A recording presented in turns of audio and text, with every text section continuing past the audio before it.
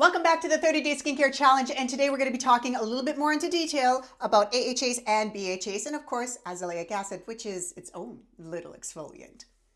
AHAs are your alpha hydroxy acids. Typically, glycolic and lactic are the ones that people see the most of. That's what you're looking for. What I love about lactic or glycolic acid is that they are humectants, so they pull moisture to themselves. However, lactic acid is a little bit of a bigger molecule than glycolic. So if you are more of a drier skin type, start off with lactic acid. And if your skin's pretty darn normal and you're in good shape, go ahead. You can start with glycolic. It's a little bit smaller, but it's still a humectant. And it's going to get rid of all the dead skin cells, and it's going to help tighten, firm up the skin. And it's going to stimulate the skin to kind of kick it up a notch, kind of get the exfoliation of the skin moving. And that's what we want with our skin, but we only want to use this a few times a week. I know the back of the bottle says from the manufacturer to use it once or twice a week, build up your tolerance, and then start using it every single week. The reason for this is simple. Your skin will acclimatize to it. It'll get used to it. So if you start off with a 5% or a 10% and use it once or twice a week and you're like, oh, this is great, this is awesome, what's going to happen is after a while, your skin will get used to it, so it will be less effective. So it's important to use this only a few times a week, but then when you're done, try a different version, try a percentage maybe a little bit higher, a little bit lower, but always change out your exfoliants once it is done because your skin will get used to it.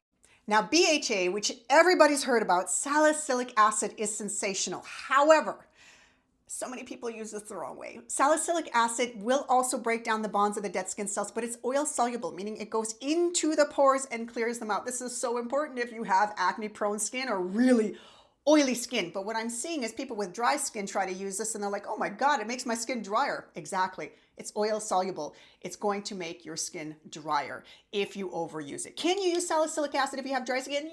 Yes, but you don't want to use just salicylic. You probably want a blend of either lactic or glycolic or maybe all three. And I have to say, I absolutely love salicylic acid, especially for my acne prone and oily skin. When I talk oily, I'm talking oily all over, not just a T-zone. The reason being is this: if you overuse salicylic acid, it will dry out your skin. And if you're already oily, your sebaceous secretion, your oil glands are going to go, oh my God, we're dry, send more oil. It's a vicious cycle, and I want to make you aware of it so you don't over exfoliate, especially with salicylic acid, because it is fabulous, but less is more. And then we have our own little azelaic acid, which technically is not an AHA or a BHA, but it is its own dicarboxylic acid. And this one, she's a winner. It kills the bacteria that causes those pimples, so it's effective for both acne and for rosacea with the bumps.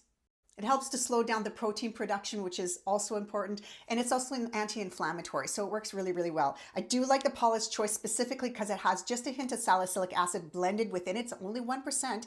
And this is really, really great if you have acne prone skin. It's amazing for skin of color. And again, this one you would actually use almost every single day. You would start like 3 times a week. It's that gentle. And then you would eventually move it up to every single night. So there you have it, your different forms of exfoliations. Which one do you think is the right one for you? Write them down below, and I will see you tomorrow on the 30-Day Skincare Challenge.